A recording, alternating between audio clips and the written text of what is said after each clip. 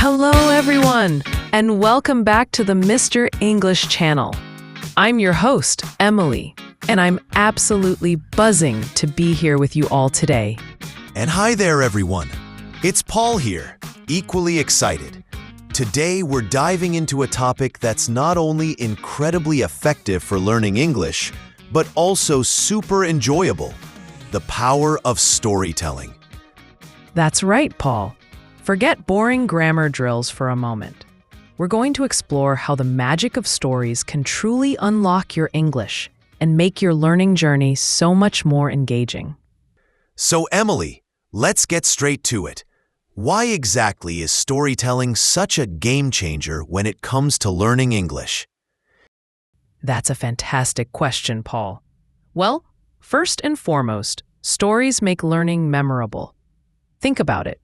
Do you remember a list of vocabulary words you memorized last week? Or the plot of a captivating movie you watched? Definitely the movie. Stories just seem to stick with you, don't they? Exactly. Stories provide context, which helps us understand how words and grammar are used naturally. They're not just abstract rules anymore floating in space. You see them in action. And it's not just about remembering. Stories also make learning so much more engaging and fun. Let's be honest, it's much more enjoyable to follow a thrilling narrative than to grind through endless grammar exercises. Absolutely. Plus, stories expose us to different accents, speaking styles, and cultural nuances, which is crucial for developing well-rounded English skills. You start to get a real feel for the language as it's actually spoken. So to sum up, we're talking about better memory, understanding context, more fun, and a deeper cultural understanding. That sounds like a pretty powerful combination. Couldn't agree more, Paul. Now, our listeners might be wondering, what kind of stories are we talking about? It's not just bedtime stories, right? That's right, Emily. While a good bedtime story can be helpful at any age, the possibilities are truly endless. We can learn from so many different types of narratives. Let's explore a few, shall we? Absolutely. Let's start with fairy tales and fables. Think of classics like Cinderella or The Tortoise and the Hare. These often have simple language and clear moral lessons, which can make them easier to follow for beginners. Plus, the repetitive structures can really help solidify basic grammar. Great point, Emily. And then we have short stories. These are fantastic because they come in a huge variety of themes and writing styles. You can find short stories online or in books, and they're often more manageable in length, so you don't feel overwhelmed. Pay attention to how the author describes the characters and the setting. That's great vocabulary building. Exactly. And let's not forget news articles and reports.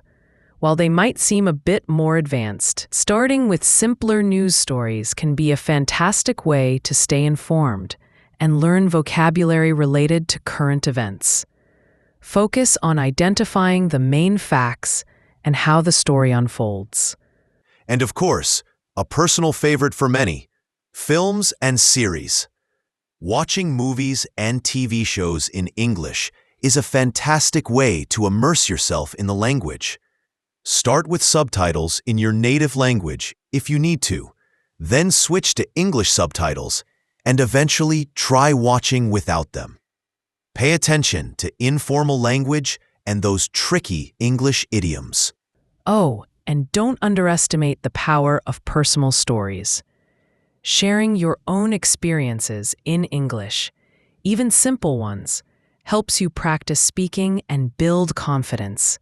And listening to others share their stories can expose you to different ways of expressing ideas. So we've got fairy tales, short stories, news, films, series, and even personal anecdotes. Lots to choose from.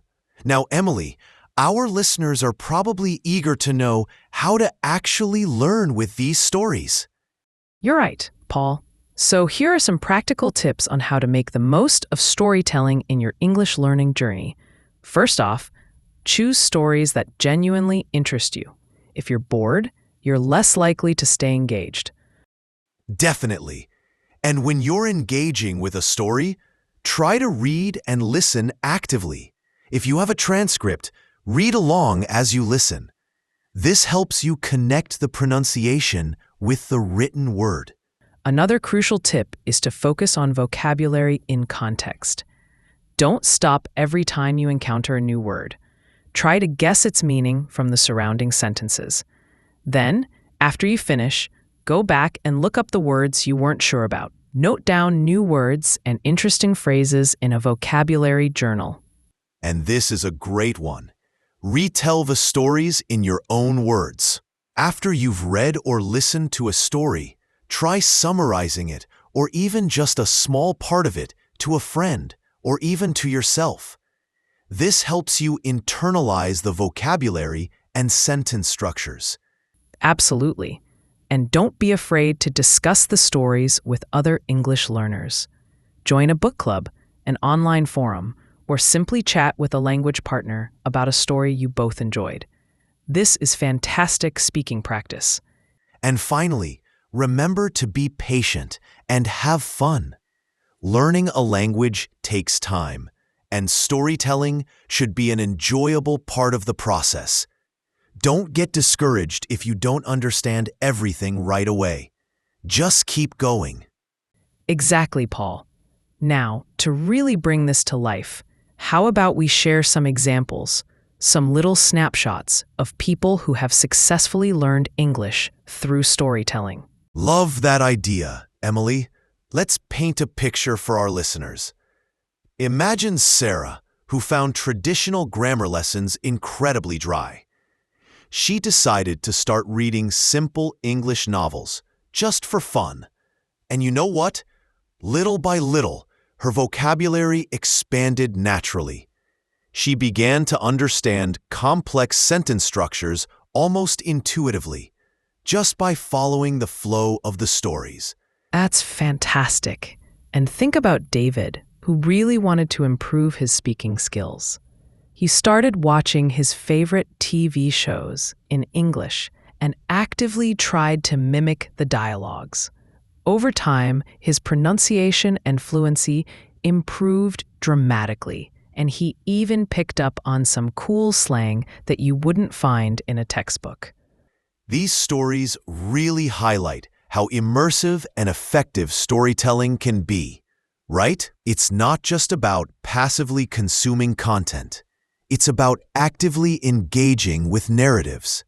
Absolutely. So, to recap, Paul, we've learned that storytelling is a powerful tool because it makes learning memorable, contextual, and fun. Exactly. And we've explored different types of stories you can use and shared practical tips on how to use them effectively. Now, for this week's challenge, we encourage you to find a short story in English that truly interests you. It could be anything, a fairy tale, a news article, even a scene from your favorite movie. Read it or listen to it, and try to identify at least 3 new words or phrases. Then, try to use them in a sentence of your own. Yes, and please do share your progress with us on our social media. We'd absolutely love to see what you're learning and cheer you on.